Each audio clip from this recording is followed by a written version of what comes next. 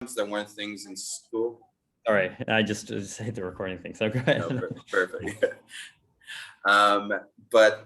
Yeah, so that's sort of where I'm at now. And as Chris mentioned as well, I started off more so in research.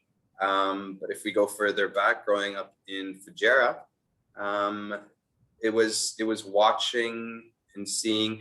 I know how you said that, you know, that things in places like Dubai have developed a lot faster than what you would see looking at the East Coast. I disagree in a sense, because when it comes to urban expansion, right, into truly wildlife-based environments and the drastic change in ecology that we see in the UAE, I think there's no better case study for, like, you know, the speed at which we've been expanding into highly dense, highly biodiverse ecosystems in the UAE than what we see in Fujairah and on the East Coast, right? Because when we look at the Hajar Mountains, we're looking at sort of one of the last refuges for a lot of UAE's biodiversity, right? And the rate at which anyone that lives in Fujairah or that visits Fujairah, or any of our, you know, any of the audience right now that's, you know, that's listening to this right now, can attest to how fast Fujairah has grown in its little sense relative to other larger cities, and how fast they've expanded into mountain ranges.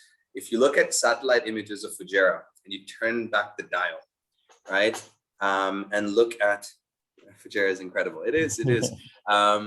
And you turn back the dial and you look at, you can do this on Google Earth too, right? It's a great exercise to look at areas and sort of turn back the time dial and go back in time and look at satellite imagery. You'll see how quickly, basically you'll see how we're, instead of deforestation like you'd see in other countries, what you're seeing are these mountains sort of disappearing, right? We're eating into them with rock quarries and highways and splitting this mountain range in half at a surprising rate. And the effect it's having on the coastline and everything has been dramatic, because when we talk about mangroves and things like that, and last remaining spots, which I'll get into later on as well, in spots like Kalba, that used to spread along the, you know, East Coast. There were mangrove stands in Fujairah, where now stands the oil terminal. There were mud flats and sand flats with huge tidal zones, right? And tons of wildlife that were out there. And I remember this in my lifetime, right? I'm still quite young, I'd like to say. In my field, I'm usually working with people that are a lot older than me, that have been here 50 years working in, you know, from the original field surveys for UAE to, you know, current conservation efforts in Dubai and Abu Dhabi and places like this. And they've been here far longer than I have. But growing up in Fujairah, I've seen it firsthand. That drive to Khor every time was different. And it's very different today than what it was before. Driving through to Dibba and even to Masandam and Oman, what you're seeing is quite different to what it was even 10 years ago or 15 or 20 years ago. So there's been dramatic change, and very little of that's been passed on to the general public. And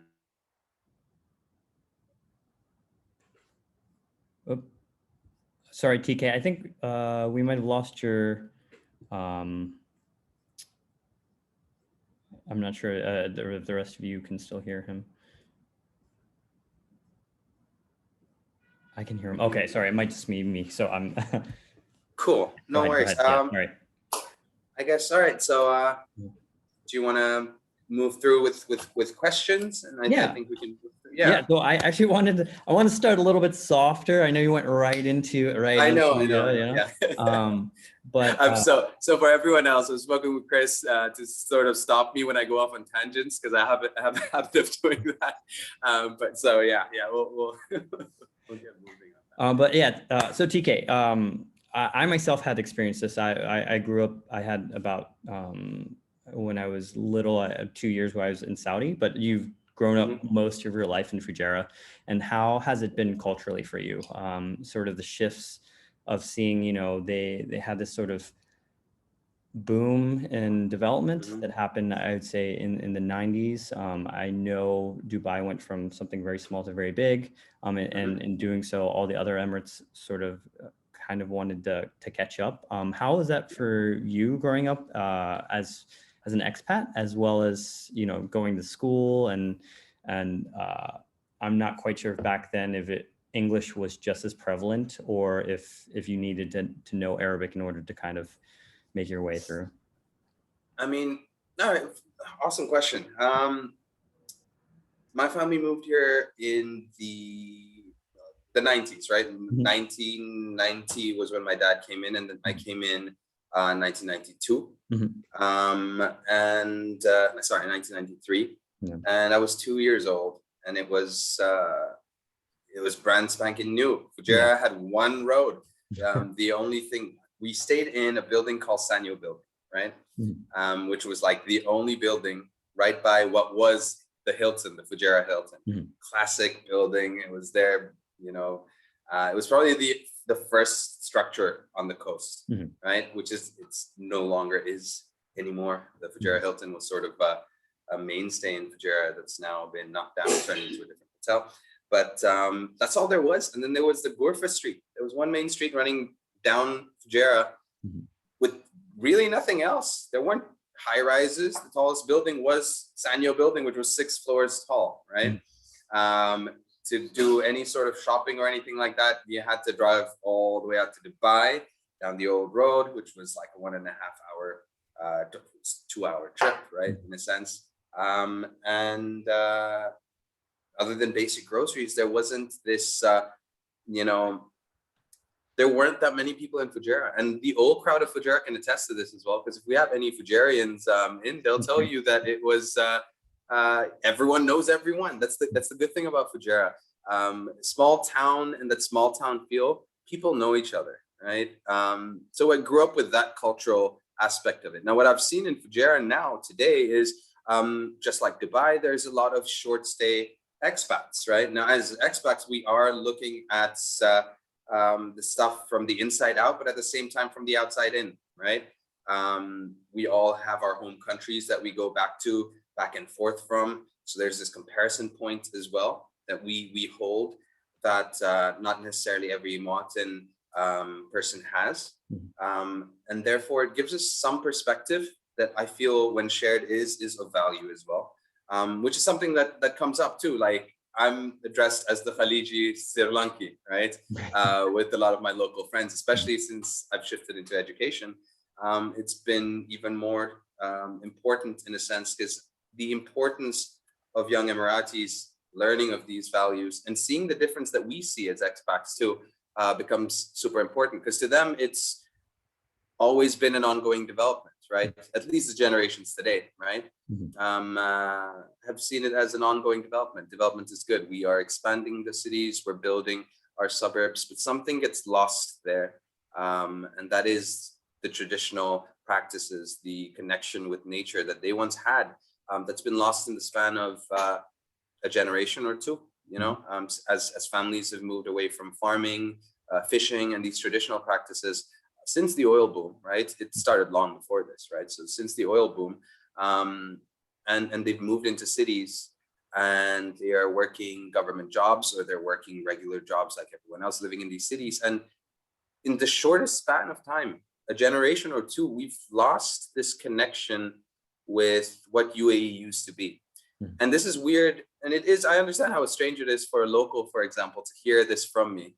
Because I've sat down with small sheikhs of small communities, and the grandfathers and granddads when I was in the national park, for example, collecting traditional information on honey gathering and the practices that they used to have for grazing. And they had rotational grazing out here long before conservation and Western statistics came up with rotational grazing and all these other patterns. They were doing it traditionally, right? But all this stuff has been lost in the span of 2 generations. And those old gentlemen would tell me, like, why are you this young? And I was like 21, 22 when I came back from the States. And they're just like, why is this young Sri Lankan kid, right? From like a different land that has nothing to do with this desert ecosystem, comes from the forest, And he's out here asking me about my honey gathering when my own grandkids couldn't give a damn, right? Or it doesn't seem interesting enough. That bothered me. It bothered me that that's what it was. Because even as an expat, Fujairah, for example, it's home to me, and a lot of expat kids or people, adults now, right, that grew up here can attest to that as well. And watching this cultural shift, and that is shifting back now towards this connection. And if anything that COVID's done, it's exposed a lot of these people that are now city dwellers to what's out there, what's truly out there. Got more hikers out there. We've got more nature photographers. We've got people out there breathing fresh air and, you know, understanding the importance of it. Nature is coming back in a sense. Yeah. Cool. Cool. All right. Well, so speaking of your time in the US, so you went to the US at the University of Nevada to get a graduate degree in ecology and conservation. What were some of the biggest takeaways and experiences you saw there? And did you go out there? Did you always know that you wanted to do ecology, or what kind of put you in that position to want to research that? I've always been, you know, a jack of all trades. I guess. I mean, when I was younger, I wanted to be an artist because I loved sculpting and painting, and I used to do this in Fujairah. I used to do logo design for companies and do mural work in cafes. I made my own money since I was 16, so I was cool, right? And then it was chef, and I wanted to go into the culinary arts, and then I trained at Le Méridien and Miramar, and I realized that I loved all those things so much that doing it day in and day out as a job, you know, wasn't for me, and I'd keep them as hobbies. Now, the one thing that stayed was wildlife. I grew up loving animals, as most kids say, as cliche as it's become. And I had I was lucky enough to have a veterinarian for a neighbor, and I grew up volunteering and working at the Pets and Us Veterinary Clinic in Fujairah. She was like a second mom to me, right? Irene Ware. And she used to treat the sheikh's animals and all these things and all these, you know, big cats. From the age of 13 or 14, I was bottle feeding cheetahs and lions and tigers and putting diapers on baboons and all this stuff. So it was sort of that exposure that led to me knowing that I wanted to work with animals. It started off being veterinary science. That's what I went to the States for originally, kind of, because I was already thinking about 16, 17-year-old me was already thinking about conservation being more so my calling, stopping those animals from ever getting to where they are, you know, pulled out of the wild and where they are kept out here in captivity. Was my goal, and that's what happened when I went to Reno, University of Nevada, Reno, which is a research university, which was the ideal university. It was a blessing in disguise because I got into all these other Ivy League universities and all this other stuff. But for me, it was a research-based university, and this comes to the point of what was the culture shock in academia, in a sense, was a stark difference from what we have here growing up. And any of you parents that might be on here that had kids growing up here, that do have kids growing up here, go to schools, or that grew up here themselves can really attest to this. The parroting back and the memorization style of learning that we sort of grew up with out here, with some creativity sprinkled in and thrown out, right? My shock was the openness that professors had to viewpoints, and we discussed what we learned in theory. And not only that, we went out and we did it the next week. We ran research, we did science, you know, and even as an undergrad, that was incredible because you came up with a hypothesis, you then created structure. And me with my OCD growing up, this was heaven to me, right? I created structure out of something that could not be quantified. Environmental science and environmental statistics, for example, I hated math. I was always okay in math, but I hated math. You are trying to quantify something that has an infinite number of factors affecting it, and then trying to say, if dash happens, then this will be the outcome to that ecosystem, right? The complexity of it, the puzzle, that sort of intrigued me, right? And how it could be applied to back in the UAE or back home in Sri Lanka, or How did this apply to the rest of the world, and what was everyone missing? Why didn't everyone know this stuff that I was learning? Even growing up in high school, I was always called the Discovery Channel. So after biology class would end, if kids didn't understand a concept, especially specifically with biology, they'd come and ask me after class. Yeah. Because I had this habit, and I think now looking back, it's what I do today on a daily basis, is take complex scientific information and break it down in a way that the layman can understand. That's still interesting, right? And I still think back, and my friends tell me this too, that from back then, that like, that's what I do today. And it clicked that, yes, that's what it was. This need to take what I've learned, because it's so interesting to me, and distill it to people and hope that they care enough, or that they want to know. And then I realized through time that it was just the packaging of information that was truly the important part, the factor that was missing. This is why people in the general public didn't know about, or didn't want to know about it, because the packaging the information came in wasn't accessible to everyone, wasn't understandable to everyone, or wasn't interesting enough, or buzzwordy enough in today's world with quick, fast social media. If it's not explained to you in 10 seconds on an Instagram story, or in a quick ad, then it's not as important, right? Or you lose your attention. So turning programs and education programs into that sort of evolved out of those prior experiences and stuff that happened afterwards, for sure. Cool. Awesome. Yeah, that was I mean, that was really comprehensive, where you went from like you said, jack of all trades, and then but you always had this natural inclination towards diversity of the environment and conservation. So that's a cool shift. And in that shift, after you left, you ended up coming back to Fujairah and working at the Wadi Wurrayah National Park I believe in doing research. Can you tell me a little bit about entering the park? Why is that park so special? And what your position as a ranger out there was? For sure. I'll take a step back to when I was a kid, once again, right? Wadi Wurrayah, for anyone that grew up on the East Coast, that had a family that was outdoorsy, not necessarily the most outdoorsy, but outdoorsy, knows of Wadi Wurrayah, right? Wadi Wurrayah and that waterfall, at least, right? People knew about it, and people still come through there. We used to go out there every other long weekend or public holiday with our family and go and have a barbecue, and swim in the pool and come back out. And back then it was a proper trek, right? Because if that season's rains had come through and blocked out the wadi, you couldn't drive up, you had to walk up. And you'd see people and individuals, you know what, I'm just thinking about this right now. You'd see individuals that would never step foot in a wadi out there because, their group of friends was going or whatever. And then they'd get there. And anyone that knows Wadi Wurrayah will tell you this as well.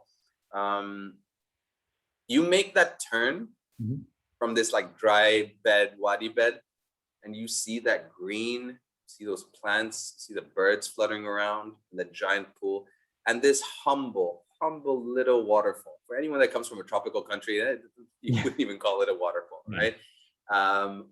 But that little thing carved through the rock, just pouring out, it's a sight to behold, right? It is UAE's only permanent waterfall as well. And it was really, insightful and really forward of His Highness, the Crown Prince of Fujairah, to sign that Emirate decree. Fujairah, I don't know if it's still the case, but since I've left the community for a while, so I haven't been going to these conferences, maybe Abu Dhabi and them have more protected areas now, enough to justify this statistic. But Fujairah, tiny old Fujairah, has the largest protected area to Fujairah Emirate landmass ratio of any emirate in the UAE. So Wadi Wurrayah National Park is 221 square kilometers. That's a massive chunk of Fujairah's landmass set aside as a national park. UAE's first national park too. We have mahmiyas and protected areas all over UAE, but this was the first attempt at a national park. it's an incredible endeavor for Fujairah to sort of, you know, look into this with, and then later on, it has a Ramsar designation as well. So that is a designation that gives it special protections as a migratory site for migratory birds, right? The fresh water is what does this. Anywhere in those mountains that you see fresh water, you'll see dry, barren mountains turn into oases like you've never imagined. We have two major flyways in the UAE. You have the Afro-Asian flyway and the Eurasian flyway, right? So European birds leaving the cold winters will fly through here in the winter towards Southeast Asia and then fly back. In the summers, you have African birds that are leaving the heat of African savanna and Serengeti and all these places, and they fly through here as well on their way to Southeast Asia and they come back. So you get varieties of birds that fly through here, and put yourself in the perspective of a bird. You're flying over concrete and sand. Concrete and sand. These little spots are islands. That's all you see as a bird. I can stop there. I stopped there last year. It's going to be there this year. I can rely on this spot. What happens when you lose one of those locations? What happens when you remove one of those? They don't get to the next location. You're not losing birds and biodiversity just here. You're losing species that are, you know, prevalent around the world that affect ecosystems and the biomes globally on a massive scale. So protection of sites like this become essential. Ramsar Convention, we also have it's also designated as an MAB, Man and Biosphere Reserve under UNESCO. I worked on that dossier, I'm proud to say. Yeah, that was the nomination, I think last year or the year before. So it's moving forward. Now, Wadi Wurrayah was closed off to the public because of human impact, right? The reason I brought back the story back when I was younger was that it was pristine. And as more and more people started to funnel in, we saw damage happening on a broad scale. I remember going in shortly before the national park was closed off, and the wadi bed behind it had been burnt down by some pyro, right? They lit a fire and it burnt up 5 kilometers of lush greenery. Wow. Someone had introduced red-eared sliders. This is the little turtle, the little terpene that you guys can buy at a pet shop. They were in there. Someone had put in tilapia that was eating the native garfish. It was litter everywhere, graffiti on all the rocks. Nature was no longer nature. After the park had closed and I had gone off to university, I was already in university by the time the park had closed. And then it was turned into a national park 2 years later. Designation and all the paperwork and all that stuff. In the time that it had simply been closed off, the wadi had grown back. Fish had come back because we were lucky enough to have a flash flood that took out the tilapia and washed them out, right? If not, it would have had to have been active cleaning of those of the main pool. Birds were finally coming back. Animals were starting to move in. You were seeing caracals that would not leave the core zone of the national park, now exploring areas that they hadn't seen in over a decade, 2 decades, even longer. So Wurrayah was also the last location of the Arabian leopard sighting. Wow. Right? It was also one of the last sightings of the Arabian tahar, main food source of the leopard, within the UAE in the wild, right? Now being extinct in the wild, only having populations in breeding centers and reserves and within captivity, right? Wurrayah was an essential spot, right? After closing the national park, me graduating and still being in research mode, I'm going to be a researcher and I'm going to use this as my tool to save the world, right? Coming in and hearing about Wadi Wurrayah, I was told to stay in the States because that's where it is. And I had opportunities there and I had professors that wanted me to join their graduate program and all this stuff. But little old Fujairah and hearing about this national park brought me back. I came back because I wanted to build something and put it in place in the place that I grew up, me being a kid that loved the outdoors and nature, and never had an outlet to go and learn about this stuff. I wanted to set something in place there before I moved on anywhere else. So I came back and I joined the national park. It was hard to find environmental research jobs in the UAE, but growing up in Fujairah, you know, you're lucky enough that you know a few people that can put you in front of the right people, right? So I got interviewed, little 21-year-old me, and naive as I was, I was ready to, storm the castle and save the world. And I was lucky enough to be mentored by Mleiha Archeological, who was my manager back then. A geologist by trade, but an incredible man. Just came in with such passion. He was one of the founders of the national park as well. They were the guys that pitched this to the general public and to His Highness as well, and getting it established. And I learned a lot. While I was out there hiking those mountains. Responsibilities. We did everything from patrols and, taftish, as they call them out here, right? Making sure that we didn't have intruders or hunters and poachers going in. And then research, we ran basically the largest camera trapping operation in the world, in a sense, because our numbers don't match up with, they're far beyond what any other national park in the world uses. With a full coverage of the national park with these motion sensor cameras. Day and night, it'd be flicking away photos, real life visual representation of the biodiversity that we had in the national park. Using this, we got to see animals that had rarely been seen in their natural environment. Blandford's fox, for example, unlike the red fox that you guys might see run across the street or something when you're out on trail, you only find deep in the mountains. Studying their behavior became super important, but more so this was for population control. Like measuring out the population basically and seeing how the population was growing. Caracals, we saw caracals boom over those 3 years. You'd see mamas come through with 2, 3, 4 cubs sometimes, which is rare in the wild. This means that they had a food source. This means that all that was lacking was security and nature sort of coming back and allowing it to do its own thing.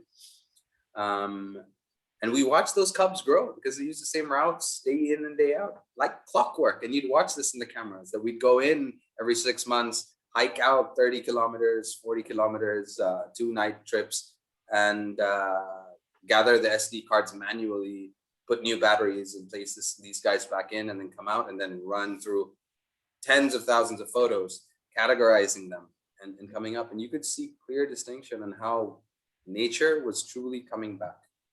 Once you remove the small poacher problem we had, that was small, right? But once you removed people, sort of the way that nature came back was tremendous. And how fast these wadis recover is surprising. You don't see the speed at which Wurrayah improved. You don't see that anywhere else. The desert and the animals that are adapted here are hardy. You give them a chance and they'll sprout out. You'll see raf trees that have been chopped down and that log sprouts new branches with new leaves. It like the phoenix, they grow out of ashes. It's pretty amazing to see. Wurrayah is a great example of that. And I think showcasing that is what led me to education. I just went on another tangent. Chris, you were supposed to stop me. Yeah. But I mean, it's an interesting tangent. So but showcasing that and like seeing it again firsthand, but now from a researcher's perspective and not through the glimmering eyes of a child, going on a barbecue with my parents. That became my life goal. Okay, so I developed the Junior Rangers program. Then I tried to run it through the Ministry of Education and get this going, right? Now, the national park has other reasons why it's still closed. It needs to open to the public, but before that, we need to have infrastructure and facilities in place that allow to manage the crowds that are going to. And Fujairah being Fujairah, it's going to take some time, right? But understandably so. It's a huge project, right? That it's not just as simple as opening the gates. All right, you guys can come in now. Nature's back. There needs to be proper management on the ground, and I appreciate that they're taking it slow and careful before they open up, which should be the approach. Most other countries have national parks because they've had them for over 100 years now. States being the best example, right? This is still new. It's still fresh, and doing it the right way is more important than just doing it, right? So yeah, Wurrayah is something interesting. I think something I missed that I told myself that I should say was the comparison point of an expat. As a child growing up out here in the middle of the desert and flying back somewhere like Sri Lanka, where for 1 month a year on summer vacation, or 3 months, right? If we were out there for the whole 3 months, it was usually a month because dad had to come back to the office, right? You'd take this little brown kid, right, from the desert and drop him off, a kid that loved nature, you know, and drop him off in forest, rainforest, greenery, just wrapping around the house, and every road you drove down was shaded by large trees, right? It blew my mind. It literally fractured my mind, and nature became, wait, why is this way over here and this over there? And I'd go and stare at little lizards and try and catch them, and climb up trees. And I lived up in trees eating rabutang with my cousins, sitting on a tree and hanging it on a branch. And my mom, if she needed to find me when I was in Sri Lanka, she just had to follow the fruit peels under a tree, look up, and I'd usually be up there, right? Yeah, that experience can be had here. Yes, it's a desert, but there is that here too. There is that exposure that we can give to people, not just children, to grown adults. And you take them to a spot like the Hidden Valley, right? Or you take them to Salalah, or you take them to Wadi Wurrayah, or you take them to Shauka or any wadi, and you see that the way that water can bring life up here. There's nothing like that. There's no TV show on Netflix that can give you that. There's no there's nothing, there's no restaurant dinner and, oh, this place was super nice and bougie and we had an amazing tasting menu, but there's nothing that gives you that fills that little hole that's in all of us city dwellers, like experiencing that firsthand. You're exhausted, your feet hurt, but you're out there on that hike and you see something. Yeah. Sorry. I have like so many questions to ask about the park that it will turn into a 2-hour segment. So yeah. we'll see about afterwards. But so shifting from the park, you ended up transitioning from there to the Mleiha Archeological Center, which is a little bit different. It's more educating, and it also has different aspects, archaeology, sort of geology, flora, fauna, everything under the sun. So how did you manage that shift, and what did you find that going towards more educating, what was validating about that, or what did you really like? For sure. My first trip to Mleiha was after a week-long conference in Sharjah, me as a ranger, right? Last day of that week, it was all workshops and meeting people and shaking hands and all this stuff. And then on the last day, they took us to Mleiha, where I met my now manager, Ajmal Hassan, who's a well-known nature photographer, a naturalist. And I finally got to meet him in person because we knew each other online. And there was a school there that day, right? Here we are for this whole business event and this dinner in the desert and all this stuff. And there was a school there that day, and I asked him about it. And the school was from Abu Dhabi, if I'm not mistaken. Yeah. This little spot in Mleiha had schools coming from Abu Dhabi for a fossil fun workshop, for an archaeology, a paleontology workshop. The access that they had got me super interested, right? Here I was in Fujairah trying to get this junior ranger program off the ground, but they were getting schools already. They had jumped a step somehow. Somewhere I missed something, right? And then discussions sort of started on whether I was interested in joining, and I definitely was. I held back a little bit because I still had this hope that I was holding on, like, okay, we can do more research and we can get the programs up and running in Fujairah and all this stuff. And then something flipped in me, because I during the MAB dossier, we had to do surveys for UNESCO with the nomination for the national park. We had to do surveys in the surrounding area, And the results surprised me. This is where I went to children in the communities around Wurrayah, small rural communities, right? We're talking about Bidya, Tayyib, Dibba, and all these areas, and asking local kids, just knocking on farm doors, you know, during Eid, especially when they are there on location and not out in the city, and just asking them a few questions about whether they wanted to study about nature, whether they were interested. And I was pleasantly surprised. I grew up in Fujairah, and unlike, you know, places like Dubai and stuff, you grow up with more local kids when you grow up in a small town like Fujairah, right? You don't have this the clickiness of schools where there's cliques and everyone's sort of mishmashed together. So I was pleasantly surprised, because even if that child wasn't interested, they'd call up their brother, or I don't like animals that much, but Ahmed, he loves animals. Then they'd come up and I'd sit through, and so I had a set of questions on what they were learning in school, whether they had any programs in place, whether they were interested in learning about this stuff and everything. And I was blown away by what these kids were telling me. There was interest, there was need for this, there was space for this, and it was essential. So that was in the back of my mind. Now, going to Mleiha and seeing kids there and seeing that there was the opportunity to have education programs that were focused on natural history, yeah, I had to take it. So I came and joined Mleiha after 3 years at the national park. And in the 2 years I was there prior to my new stint in Shurooq, we built 4, 5 proper major programs that were nature focused. Not just in Mleiha, but in Noor Island, in Sharjah as well, with the butterfly house. We had the fauna and flora workshop, we had a survival camp, and all this other stuff that got put in place, which my move to Shurooq initially was so that I could learn the corporate side of things. How can you package education to the general public while still making a buck for the company that you work for, that then allows you to then further spread knowledge, right? Because I figured out in Fujairah that you couldn't do it without the other step. The NGO route and everything didn't work. It worked to a certain extent, but it didn't work the way you wanted it to, because what ends up happening is that the people that you're educating are usually partners or sponsors sending their employees through, and not the general public, not the people on the ground, not the people that are living in Fujairah, not the people that actually can effect change in the areas you're trying to protect.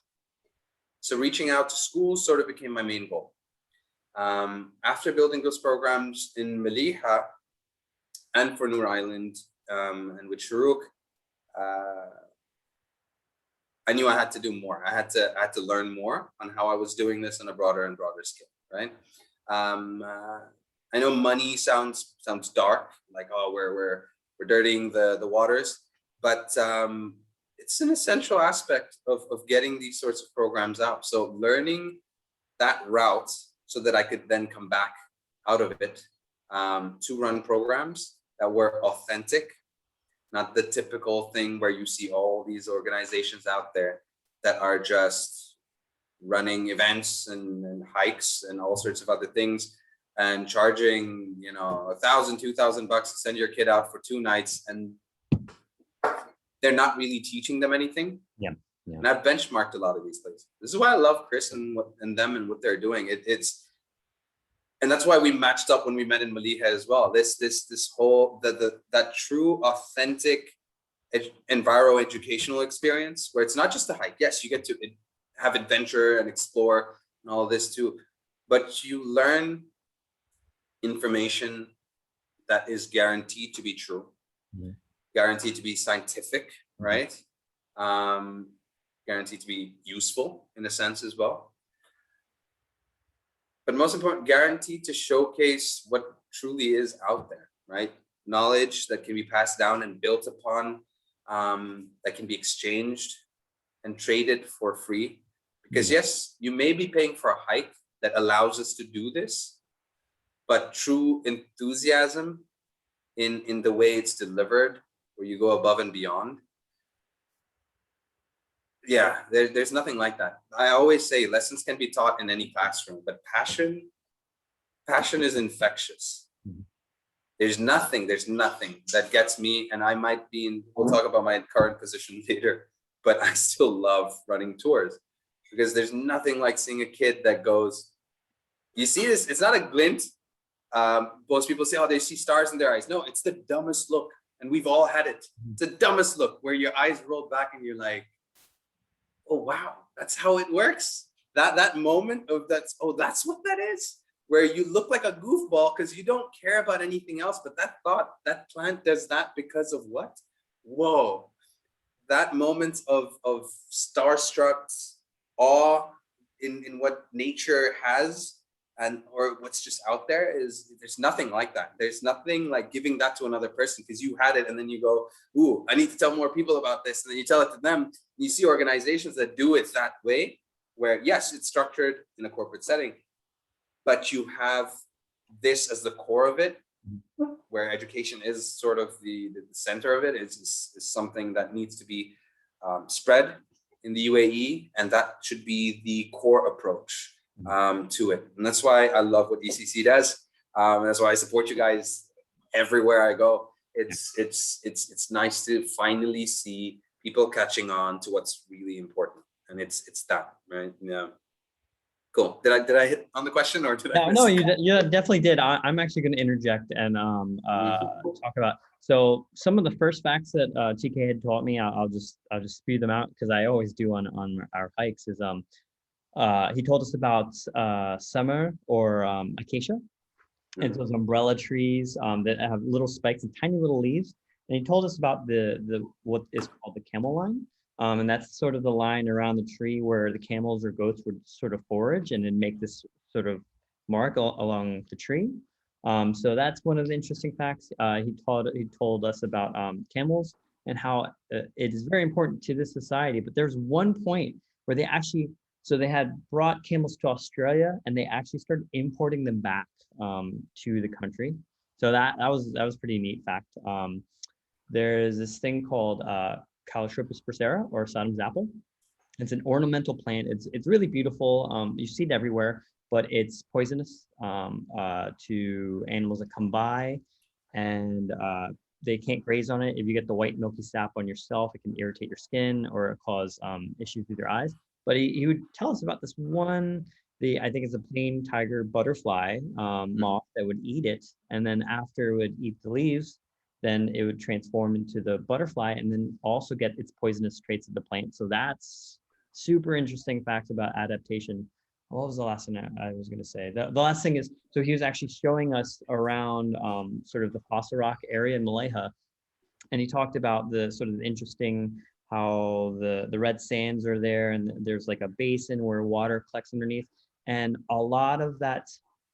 The ophiolite, which we see in Fujairah Mountains, is sort of dark stone. This was kind of a mix of that and what we see in Jebel Jais, because it's limestone that's being eroded by the pH levels of the acidity of the rain. So you can actually see that, how the crumbly rock, and I was like, it just blew my mind, and like I just had to get to know more from TK. So just to show how a lot of his talks have really stuck with you, especially the way he presents information. It's I'm still trying to figure out how to do that, because I'm just like, oh, this is something like a tree that, but he does this really charismatic way of educating, which I think is really important, especially with this internal tourism boom we're seeing, with everybody having to get to every wadi, every single hike that they see online, every single Pink Lake location or Subka flat in Abu Dhabi.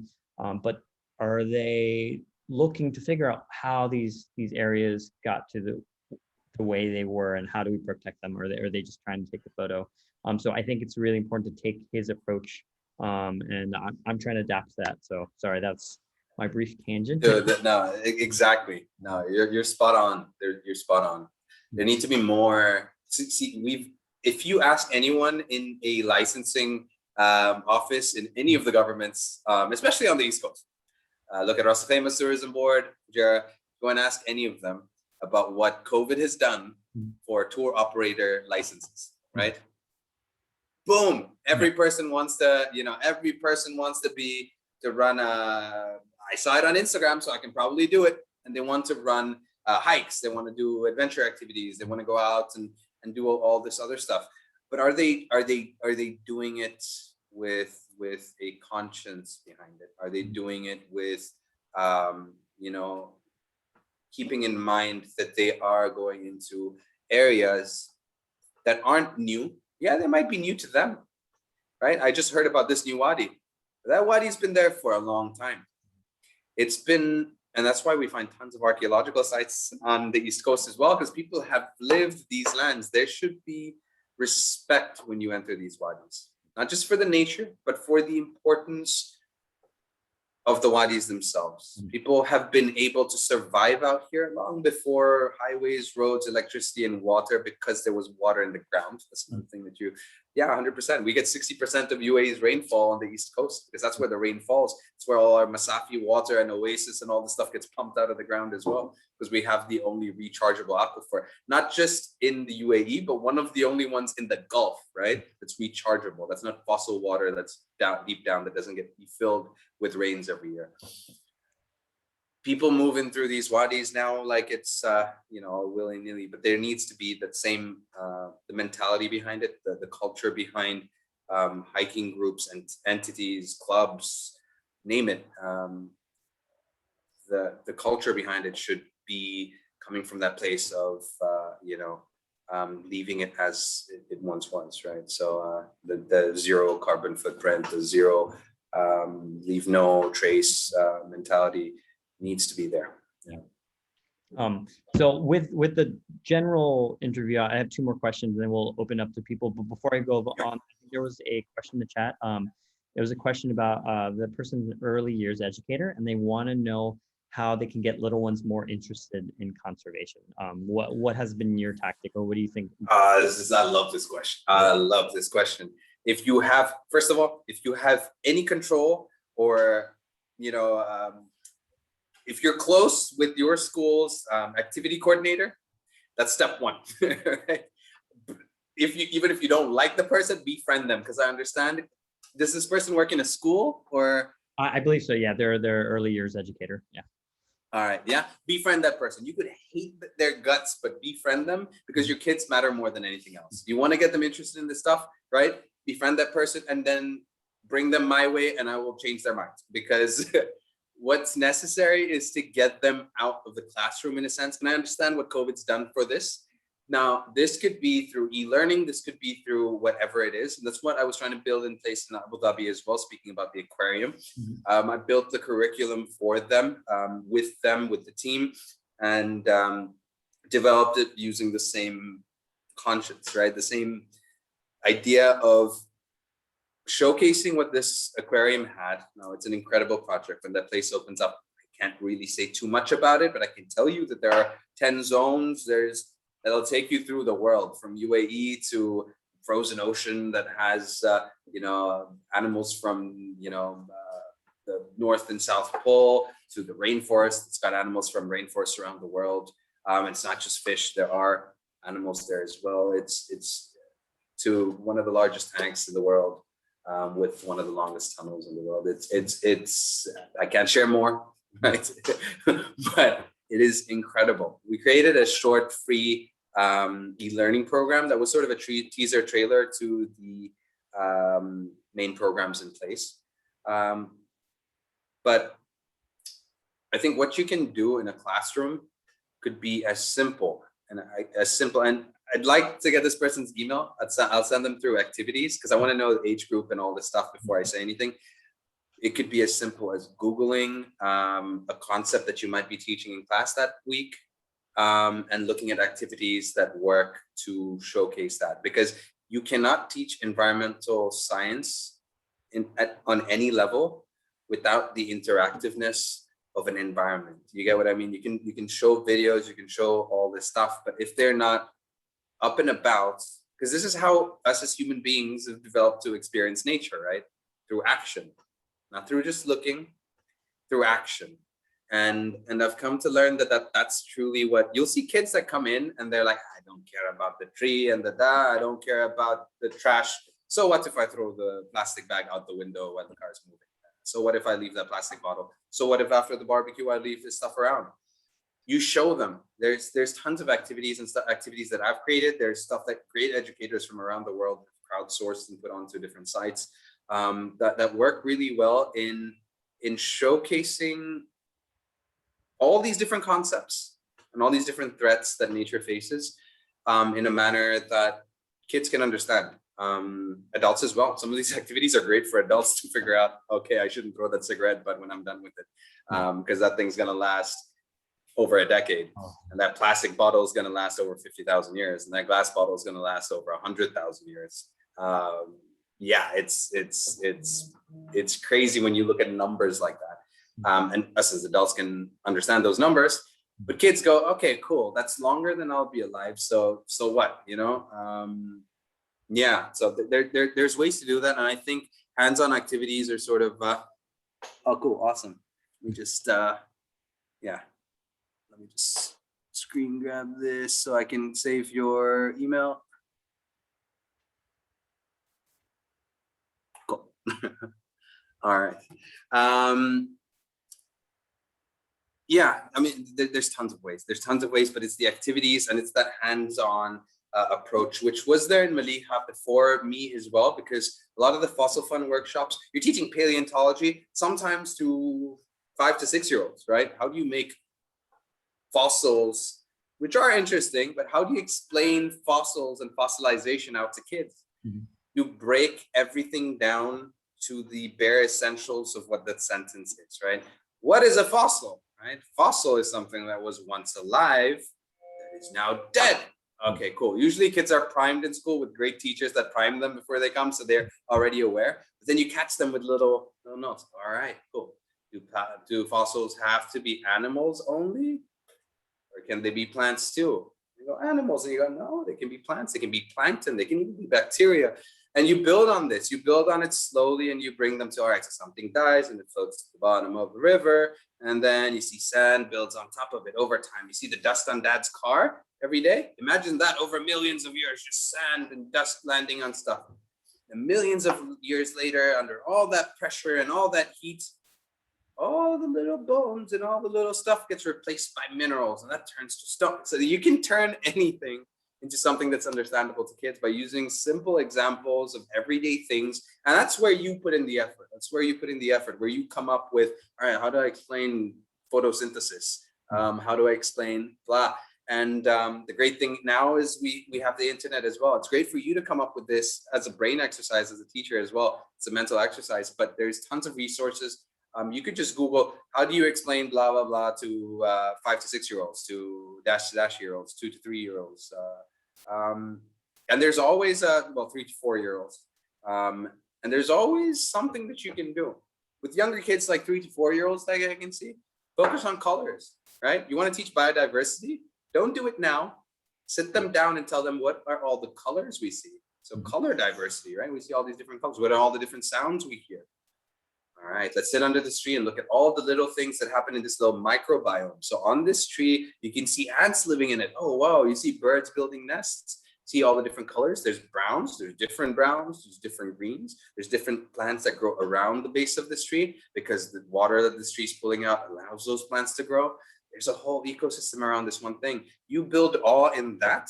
They then look up from the ground up and look at this macro landscape and go, wow, what else could be out there, right? And that's what you're aiming. Shock and awe. With kids, it's all shock and awe, right? You're going for these little things. You get these little humble moments that they capture, and then just boom, next thing. All right, we go out and we do an activity. And this works with all age groups. You'll see, teens, Gen Z kids that come through that are all, yeah, I know about everything.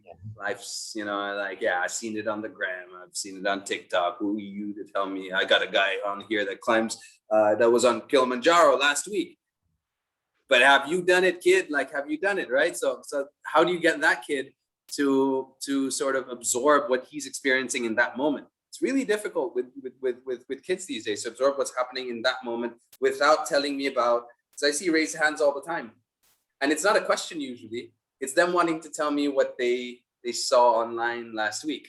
I know because I saw the thing. That's great. It's great that they're getting involved.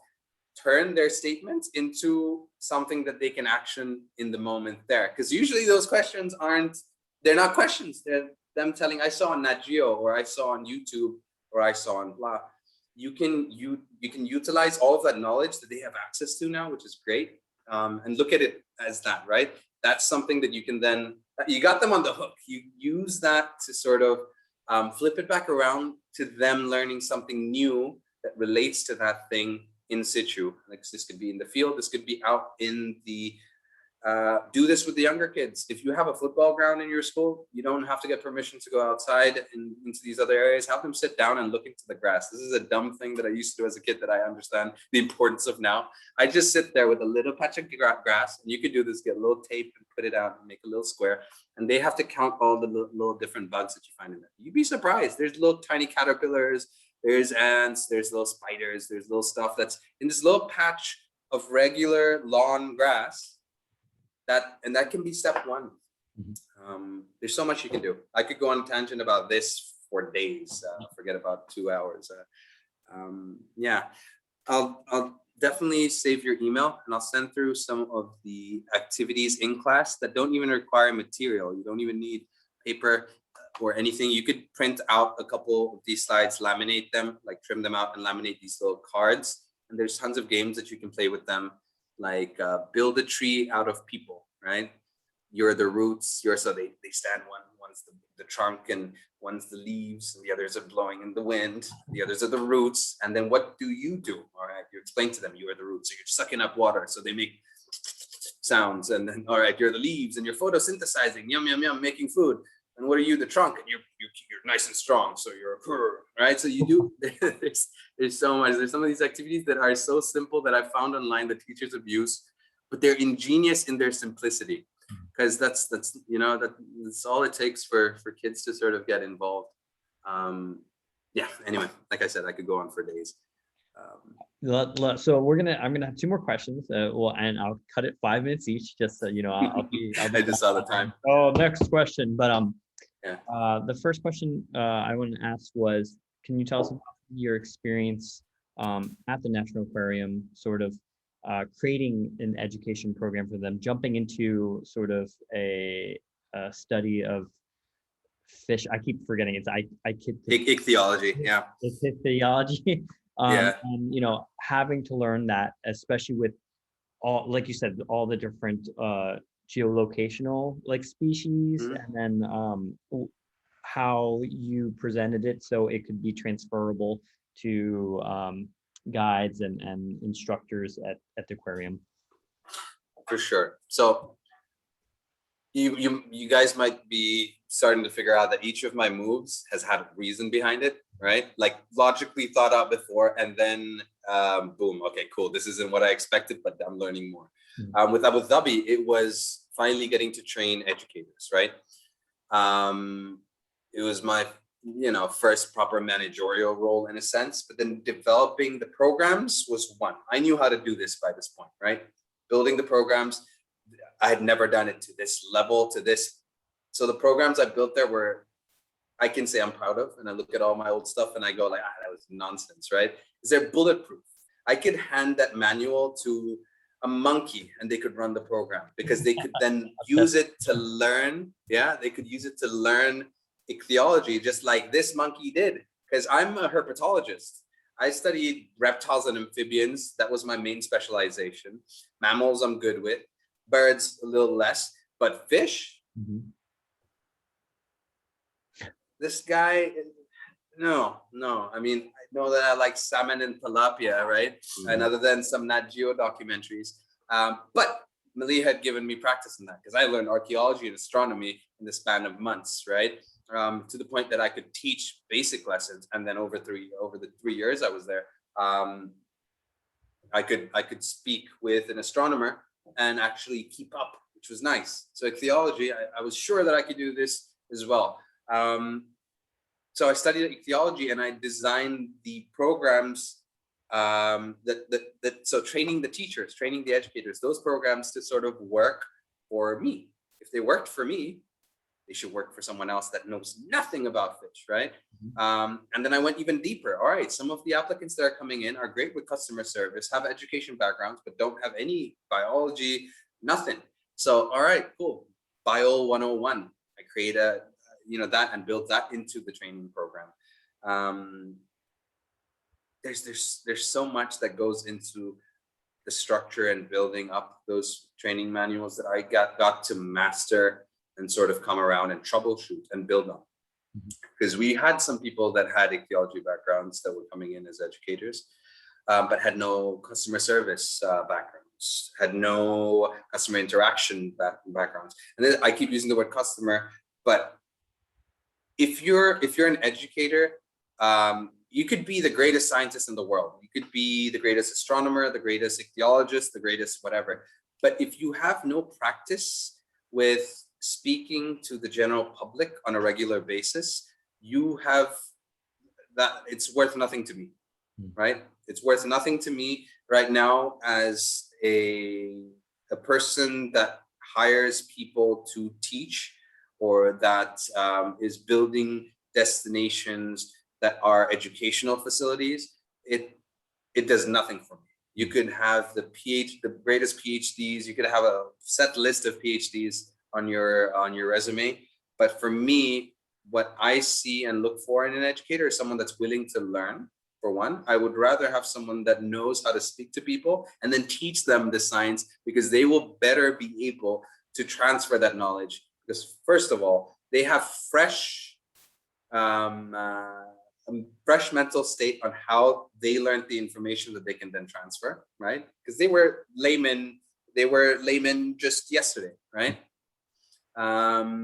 As opposed to someone that's been studying this for decades and decades and decades, that has lost sight of what it felt like to not know this, right? So I think that's probably what I figured out how to mentally bring back into training educators. And it helped that I didn't know ichthyology, because there's a lot of other stuff in there that I'm fully aware of. General, ecology and conservational practices, and the importance of certain ecological members, things like mangroves and stuff like that I've worked with, because it's still terrestrial, right? But it kept me, and this as educators in general, you guys should focus on as well, is as Atticus Finch would say, walk a mile in someone's shoes. It's another book that, as a kid, that one chapter that stuck with me. As it's become cliche, but it was that one chapter. And for me, it's always that, look at it from that child's eyes. As cliche as that is, literally look at it from their eyes. What do they know in their little short lifespan so far? And then how do you use everything they've learned in that little time frame, right, compared to yours, to explain something else that you know full well. It's less of a science and more of an art, and cultivating that, I think, should be every educator's, and it's not just for environmental science, it's for anything as a teacher, as an educator of any kind, cultivating that outside of what you learn in school, the child psychology and everything you guys learn as educators and teachers, which I'm not, right? I don't have a teaching background other than work experience based teaching, right? That's something that gets missed and is more so important with environmental education than you'd think. It is touched upon, but it is not just touched upon, it is part of it. But looking at it from these different angles becomes something that turns to habit and then becomes your everyday goal. And I update my script every time I run a workshop, because I realize, oh damn, it worked better when I explain this way, or the child gives me information that is useful, like, oh, it's like when a thing does a thing, and I go, wait, it's exactly like that. Yes, yeah, awesome, yeah, that works. Yeah, kids are something special. They'll point out stuff that you wouldn't even think about them with archaeology and reasons for the way things are. They'll pull up stuff that you go like, It's actually one of the hypotheses as to why that thing does the thing. But how'd you, like the structure of Amalnar tombs? And one of them was like, it looks like a tree. And I was like, yeah, it does. It may be shaped that way from an aerial view because it looks like a tree, and have people buried based on family branches. It may also just be because of the stars up there. So kids can help us learn better as well. It's something that's nice. It's sort of an exchange in a sense. Yeah. Yeah. So I'm gonna. You make a good point of something that I'm trying to figure out is education through analogies and storytelling and simplicity. How do we this sort of very complicated subject matter? I was looking at sort of how the geology in this region, the Eurasian and the Arabian plate go up and collide in order to make the Hajar region. How do I explain subduction, and how to explain, the sort of upper mantle crust and all these things. So this is definitely, we want to make education accessible and simple. Yeah, exactly. I was like, take the paper and collide it together, and this is this is all you need. This is all you need. Yeah. This is all you need. Couple it up a bit. Yeah. And then do it again so you get the ripples, so you can talk about fold mountains. Yeah, that's there. I'm gonna bring paper on the trail and try to recycle it after. Yeah. Or see, if you don't have that, what I use with kids most of the time when I'm doing the tour, right, is their sleeve. Like, I need a volunteer. All right, put up your arm, hold it there, keep it strong. All right, you are now the mantle. All right, cool.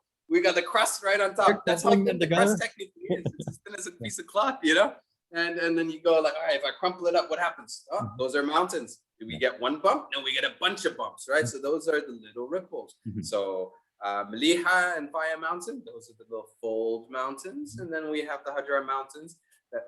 Yeah, dude, you're on point with that. Yeah, so it's metaphor. It's metaphor and little, little things that get kids, and pulling the kid out and not just using your arm. That's a move. These are little moves, and you guys as teachers will know this as well. It's those little moves that get them involved. And you pull out the kid that's in the back that's not listening to be the mantle, right? Come to the front, He's like, oh, me? Just do it. I need a mantle. Yeah. You're right there. Come over here. And there's tons of kids like that are now interested. I've got kids that come back as repeat customers with their families and come back to Mleiha, simply because there's one kid in particular, little Khalid, that I remember. This kid was the most mischievous one out of like a group of 60 kids. Couldn't control them because he was like the ringleader, right? He'd pull kids apart. And that's all I did the whole day during the trip, was bring him up front. Little joker. He was like 9 years old. I think they were, yeah. And but then like a week later, he came in with his dad. He's like, Ustaz, remember me? I told you I'll bring my parents. And he came through with his little sister, and he wanted to teach them about what he learned. And it's nice to see that it's possible, regardless of the child, regardless of their background, knowing a little bit of, I've been here long enough to understand Arabic and speak the way most, and Khaliji Arabic, and, the way kids today speak here as well, especially with Muatin kids, because it's essential that we get more young Emiratis to get into environmental sciences. It is essential, because my visa gets canceled and I'm out, right? But this land that was theirs. Do we have anyone that's Muatin on the call today? Any locals? Any locals out here? I think we might be all expats currently. Yeah.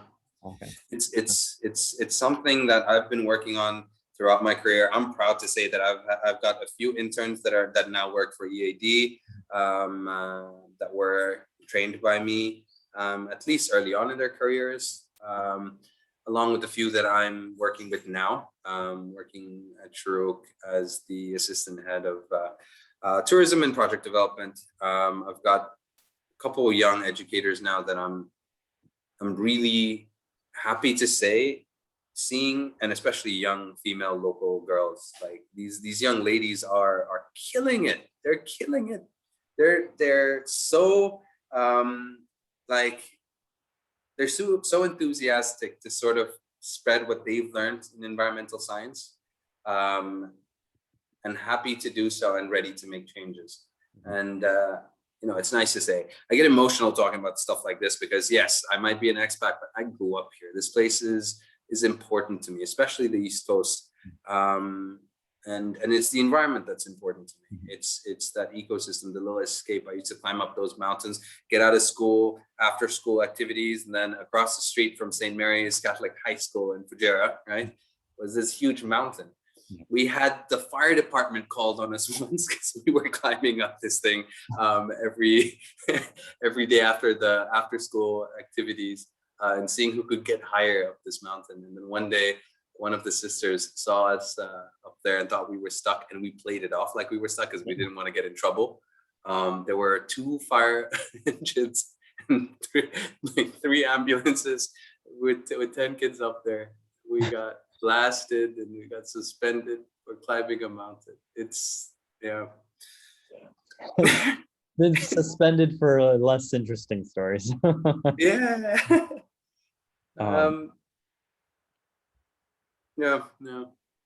But yeah, TK, let me round this up with the last question for me, and then I'll open up the floor in case anyone else. So sure. now you've moved back with Shurooq, and you're I think the title is Assistant Managing Director for the for Experience Sharjah, which is Shurooq's one of Shurooq's new endeavors to sort of have an umbrella over the East Coast sites and all these educational facilities and their venues that are focused more so on that, not exclusively, but So tell us about your aims over there now that you've joined the program. What Kalba is going to be something that's interesting to most of our people here, including Chris. There's a lot that's happening in Kalba. You guys might have been aware of sites that were already in Kalba, so things like the kayaking center and Kalba camp. They're working on something that's sort of gonna encompass Kalba and showcase it, sort of like what they've done in Hatta, right? And the showcasing of this becomes, it's close to my heart because it is Kalba. Kalba is another example, just like Wurrayah, of the place that we used to go when we were growing up. You may see one of my cats come across the screen, but yeah. When I was growing up, and it was just another one of those spots that everyone in Fujairah that has been there long enough will remember and know as a spot that you'd go out to with your families and spend time close to nature. It being a protected area under EPA was another amazing move, right? It's got more turtles than you can imagine out there, finally coming back. And you two stop. Okay. Sorry. So I can't say too much about it, but let me just say we're going to be bringing some of that same educational / adventure experiences to the East Coast on the Sharjah end as well, including Corfacan as well. So Corfacan, some of you may have seen, has gone through a lot of renovation as a Shurooq site. The Corfacan Corniche was one of Shurooq's projects as well. Shurooq being, for those of you that don't know, Sharjah Investments and Development Authority, right? And there's hiking trails they're putting up left and right. There's a lot to look forward to. Fujairah as well is moving on amazing ends. I do see that we have one gentleman here that may be listening to this, but there's a lot that Fujairah is doing with hiking trails and biking trails, and with the new Fujairah Adventure, camp, or the area with the tracks and everything. There's a lot of amazing stuff that's coming up in Fujairah. It's nice to see that the East Coast is being showcased in all of this. Shout out to Amro. It warms my heart, honestly, to see the East Coast in general getting understanding, this newfound understanding that we have something to showcase when it comes to the outdoors. Because the main thing that I've heard throughout my career is what's out there. Wherever I've worked, whether it was in education, whether it was in research, You're out there in the mountains, you're out there in the desert, you're out there in wherever. What are you studying? What's out there? There's nothing. Because when I drive up and down the highway and I look to the left and I look to the right, I see nothing, right? You park that car and walk a couple meters into the wilderness and then tell me if you change your mind, right? That's, I think, what my goal is to get the general public to do. Park their car and walk whatever distance they feel comfortable with out into the wilderness. And I can help facilitate that by providing venues that they can do that in. So that's basically what I'm doing with Shurooq now, is helping with their new sites and developing their education programs for them as well. But alongside that, creating experiences that are authentic. So bringing some of that authenticity to those experiences, as we've done in Mleiha, as we've done in Noor Island, and showcasing that to the general public. So Qalba's a great site. I mean, you've got the Hafia Nature Reserve there, you've got the Birds of Prey Center there. People who live in Fujairah, like myself, that didn't know that there was all this archaeology happening, because the archaeological center may be young and new relatively, but they've been doing research out there since the 80s, right? There have been digs that are like globally renowned research and sites that have changed how history was written and human history and human movement through Arabia and all this stuff. It's made the newspapers, but us here, 30 minutes from the site in Fujairah, didn't even know this stuff was going on until the museum was put in place. And then not knowing that Qalba right around the corner has sites as amazing as the mangroves and the turtle rehabilitation center there, and Hafia Parks and Hafia Reserve, the Birds of Prey Center. It's a 5 dirham ticket. People should be lining up outside that door. But they're not. Why aren't they lining up behind the doors? Because facilities do one thing well. They don't one thing or the other. They're either really great with sales and marketing and that whole aspect, or they're really authentic and good at doing what they do. Now, sites like Hafia are really good at that, right? Or there's another aspect, great with education and customer interactions and guest interactions and teaching people and having good educators, right? So these 3 things, finding them together in a destination is rare, honestly. You can go to Green Planets, you can go to these big spots, Dubai Mall, and go to the aquarium and everything. Great experiences, but not necessarily as educational as they can be or should be, right? Yeah. Growing up here, I don't get wowed easily, right? Like tallest building, biggest mall, blah, blah, blah, blah, blah, blah, blah, biggest tank, biggest whatever. When I go into these places, I'm not looking for a wow factor. I'm looking for a ooh factor. Like, oh, ooh, okay, that makes sense. I'm looking for intrigue. And I've benchmarked everything there is in UAE when it comes to enviro-education, everything I can. There's more stuff popping up. So definitely will be doing that. But we're trying to do something that's interesting and different with the East Coast that I hope you guys like. So when we do open up, I'll be definitely sending through a message to Chris as well. So hope to see you all soon. But if not, in the meanwhile, visit Mleiha and visit Noor Island. Plug. Yeah, they're both beautiful sites. I mean, the Noor Island's curated. It's absolutely beautiful. Like when you walk on, people always having weddings. There's a butterfly house, and Mleiha Archeological Center. You go in and you just learn so much about the region.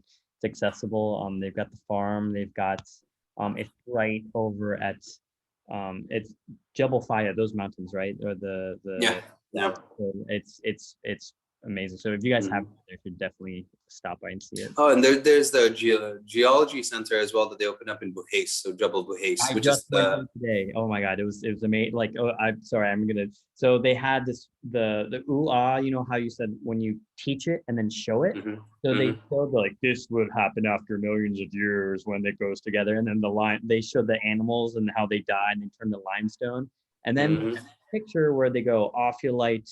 Then they go sediment, and then they go and then say limestone, And then they move the projector and open up the window, and it's there, and you see it there, and it's visceral. Like you're like, oh my God, I can see it now. And like my ECC partner Karen, she was just like, you know, the video was like, it was almost shocking because of how like, you know, awesome it is. And then you have this experience, so you integrate them together, and it's something that's really 100%. And what we can do with tech today is amazing. That's what I can't talk about this stuff, but at the National Aquarium, when it does open up, go in, because you'll see a lot of tech that's built into, and this is for anyone that may be working on facilities or things like that, anywhere, or developing centers or anything like that as well. The tech that we have today gives us, it opens up new windows to how we can present educational information, whether it's projection mapping and things like that, that sort of blur the lines between what you're learning and then what they're there for. They left their couches and they're now out there, and they're interacting with things. They're seeing things firsthand. And then you have tech that can facilitate this interaction, make it even better. It's amazing what we can do. It's amazing what they're doing around the world. And then we have resources that we can tap into to even benchmark and learn about all these other sites around the world, as simple as just typing it out on YouTube to see what is a cool way to have.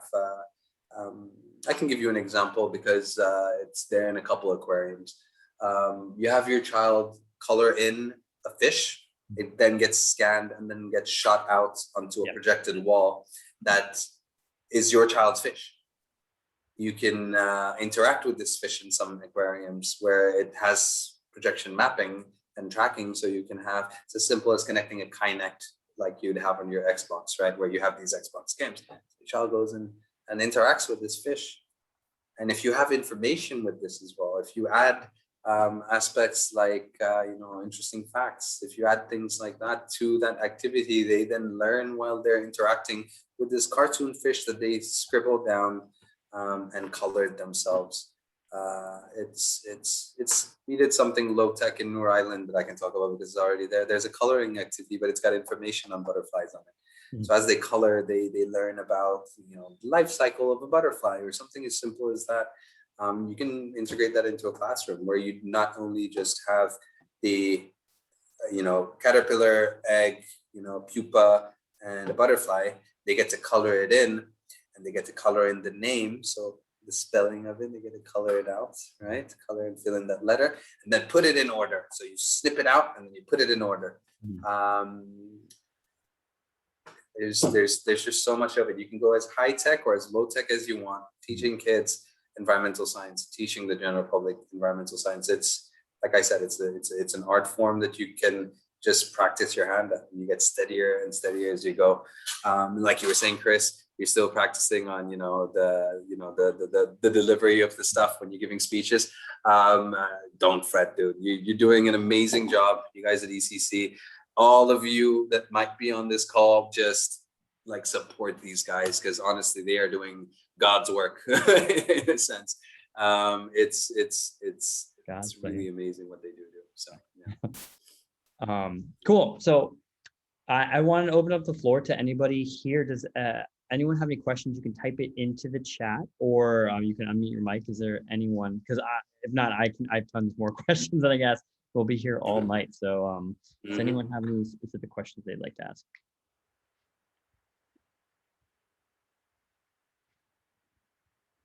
All right, while we're waiting for the specific questions, I'll have one more question.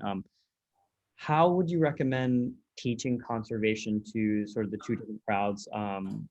With the local crowd, Emiratis there's been, again, a boom with them doing outdoor activities, you know, and sometimes there's a little bit more sportsmanship in it instead of, you know, like understanding. Mughamarat, the adventure of it all. Yeah.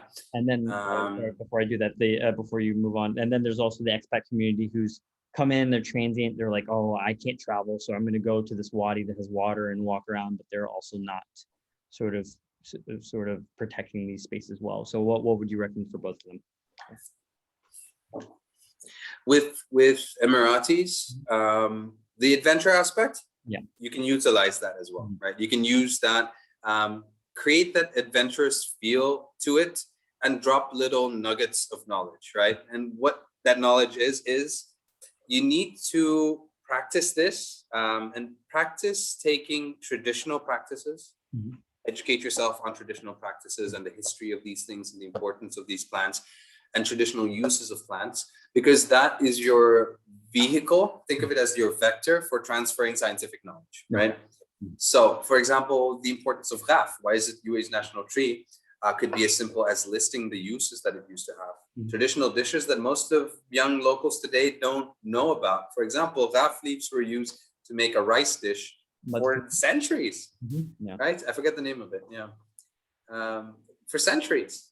It sustained people moving through these deserts, through this arid environment. It sustained them, providing them with more vitamin C and other nutrients that weren't there just in the grain. It was used as fodder for their animals. The wood on this bark was used for firewood, for building shelter. These trees lived long times. They provided shade. They provided shade in the desert, that alone, right? Where you could tie off your animals and let them rest. You use that to talk about the plant, and then you talk about the plant itself. You talk about the adaptations it has. You talk about the leaves and why the leaves are pinnates and not bipinnate like the acacia, meaning branched and branched again. Why do they have small leaves? Why not have big leaves like tropical plants? Why don't you see any big leaves? In fact, you see, you segue into all this stuff, and then you talk about, okay, cool, transpiration. You reduce the size of your leaves, you reduce the amount of water that's lost.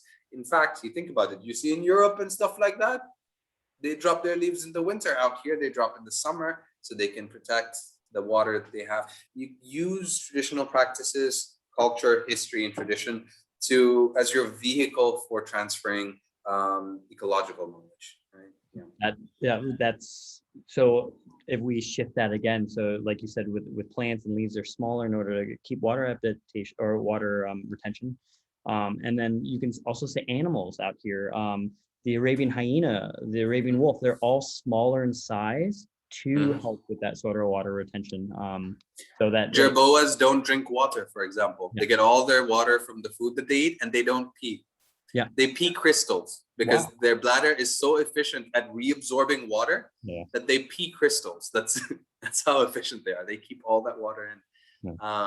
And they get all their water from the bugs and the little berries and fruits and stuff they eat. It's amazing. There's a great video, and you guys should just Google this, of beetles and little lizards running up the sides of dunes and sitting on the lip of the dune on the windward facing side every morning. It's narrated by Adam Bro, so it sounds even more beautiful, right? And scientists couldn't figure out why they were doing this until they realized that the grooves on these beetles were angling water and dewdrops to their mouths. So they'd run up these dunes to get the only source of water for the day, which was because the cool breeze would blow across them, water would condense on their shells, and they would then gather this water into their mouths and drink it. There's adaptations and their body is shaped to funnel water to their mouths. It's amazing. There's tons of this stuff, and I could go on for days. Join Chris on his hikes for more information. But there's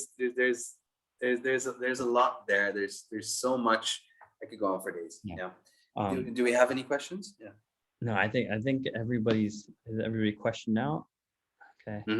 I think I have the one last question. How do we educate sort of the expat community that's kind of getting excited about venturing but aren't quite, because for one example, Wadi Abdullah, it's located in Masfafi.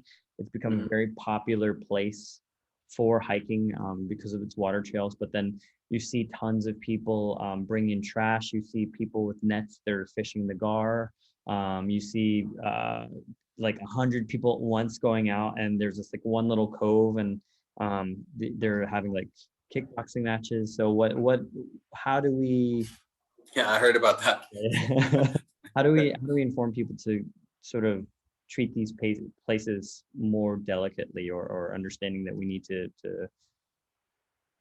preserve them through our actions? You start with your groups. Mhm. You start with your groups. You start with educating the people that you can reach. Use your platform, spread the word. You have them spread that word as well. That's all we can genuinely do right now. You know. But as you go on, the other thing you can do is we cannot expect everyone to do what we do, right? Mhm. What you can do is mitigate other human negative interactions with nature by doing the opposite, coming up with something positive, whether that is cleanups, whether that is graffiti cleanups, whether that is partaking in citizen science research. There are a few things like bird sightings and stuff that are with apps like iNaturalist and things like this, where you can assist conservationists with their work that they are doing on the ground as well. Notifying government becomes something as well, because right now, in your sense, for example, you are an operator that has purchased a license, right, within the UAE to run tours that are nature-based. You are a stakeholder, right, within UAE's tourism industry. Discussions will arise in Fujairah eventually, if not soon, right, where stakeholders are called upon to give information, which should happen, right? If not, initiate these things. You may have people that are joining you in your groups that have the power to do so, right? And initiate discussions on how these wadi systems are actually bringing in a lot of profit to the UAE, to Fujairah, as an emirate, with tourism coming in, and that these sites need to be protected. It has to be from the ground up, but also from the top down. Fujairah municipality needs to get on this. And if not, the Fujairah Tourism Board needs to push this. So as you build awareness within your ranks and within your groups and within your communities, I think building that network, Fujairah being small, building networks is quite easy once you can showcase what you guys are actually doing when you hit that point. And then using that as a force for good. Step one would be to get them to see what you do, right? And the importance of these sites, that then can have maybe a trash can put in place and have BIA come in and clean up on regular basis. You may even create a wave, that little ripple might turn into a wave where you have more people signing up for cleanups and more regular cleanup events. And eventually, in a perfect world, nobody litters anymore when they go out into the wilderness. Maybe even as simple as having a signage, and sometimes having a signage with a fine is all it takes. But getting the Fujairah municipality to put up that sign and set in place a fine system and a patrol system becomes something that's essential. That was something we were working on for the national park back in the day when I was there, with the fines and the fining system and having the signage up around the national park, not just for littering, but for hunting, for cutting of trees, gathering of firewood, entry legally, poaching, all that stuff as well. It could be as simple as starting the discussion and them having them replicate what they've done for the national park in these high priority zones, which should be something that needs to be discussed, and I think we have, common friends in common as well that could have those discussions. So yeah. Because I should actually drop a message to Nasser in the national park about this. He may be able to bring that up as well. But you guys, as stakeholders, there's more power there because you guys are companies that are helping the tourism board. So yeah, general public as well. You guys, petitions, Facebook, discussions, and speaking with the right people. It could be as simple as showcasing this stuff every trip that you go. Showcasing the experiences that these sites provide for the general public. It may just be as simple as that. Teach your kids, teach all your kids the importance of these experiences for those of you that do have them, and for the others, tell your friends about it. Then conversation that ends with, oh, have you caught up on the Blacklist on Netflix, or that TV show, or did you watch this new movie at the cinema? And if that conversation runs dry, bring up that last trip to Wadi Wurrayah, right? Talk about how that place, needs a cleanup. That could be enough. If we have enough of that discussion, it leads places. I've seen it work elsewhere, and I know it can work here, where community discussion leads to actual change. Grassroots, sometimes go in there actively and you clean up the place itself. You put up a sign yourself that says, don't litter, with a beautiful quote in Arabic, right? It could be a little wooden sign. And here's another thing that you can utilize to speak with the local community and the general public as well. There are beautiful Quranic quotes. There's poetry in Arabic. There's beautiful stuff that people will listen to. There's something we did with the education program in the Mahmiya as well, in the national park in Fujairah, which was look and deep dive into cultural, whether it was poetry, whether it was sayings, whether it was folk tales that entailed anything to do with conservation and just the importance of nature. Sheikh Zayed's quotes, he has beautiful quotes on nature conservation, and he initiated the earliest conservation efforts, like the Hubara breeding program and all these things that were incredible internationally, not just like the foresight was amazing, that can really be used to empower that message that you're already trying to spread. It's an application, love the town. Thank you. So I think we've got hit a lot of the time. It's 9:44. So I want to thank you so much for Miss. Did you want to do you just want to say hi, or do you want to ask a question? I just wanted to say hi and thank you. I had a blast. I had my friend join from Vietnam because she loves the UAE just as much as you guys. Awesome. So she was here as well. She's in education as well. And we worked with earlier. So just absolutely love what you guys are doing and what you did tonight. So thank you so much. Thank you. Thanks so much for joining and interacting. Yeah, cool. All right. I'll mute myself now. Yeah. Again, thank you all for joining. Thank you, TK, for taking the time and explaining all these things and discussing your history, as well as what we need to do to get conservation going, get that talk, get educators involved in that. If anyone has any questions, you can feel free to shoot ECC and I'll send it to TK, or you can see TK at the Mleiha Archeological Center or Noor Island anytime this summer, I believe so. Guys, thanks again. And thank you for creating this platform, right? Especially with this DE program that you guys are working on now. It's amazing. You're going to be showcasing a lot of good individuals, but also a lot of good information that people need access to. So I want to thank you for having this platform and creating this forum for discussion. It's amazing. Yeah, thank you. It was my pleasure being here. I hope you guys learned some stuff. Feel free to contact me. You can share my contact details with most of the people. You can share my email address. I think it may, it may not be there, but you can share it with everyone that was here, Chris. Yeah. Cool. For sure. Yeah. All right. So guys, thank you again. And this recording, we'll try to chop it up and make it, segmented. But hopefully we'll see you on some of our other ones. We've got a few more coming up this summer. Just look at our Instagram for that. We've got one hike happening next weekend. It's an evening hike. It's hot, so I totally understand you guys just want to wait till next season. But if not, it'll be the Fujairah Adventure Park, and you can contact us for more details.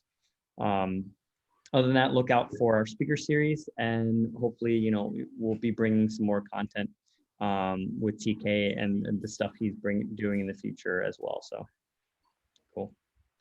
All right. So I'll see you guys later. Thanks so much. Cheers. Take care, everyone. All right. See ya.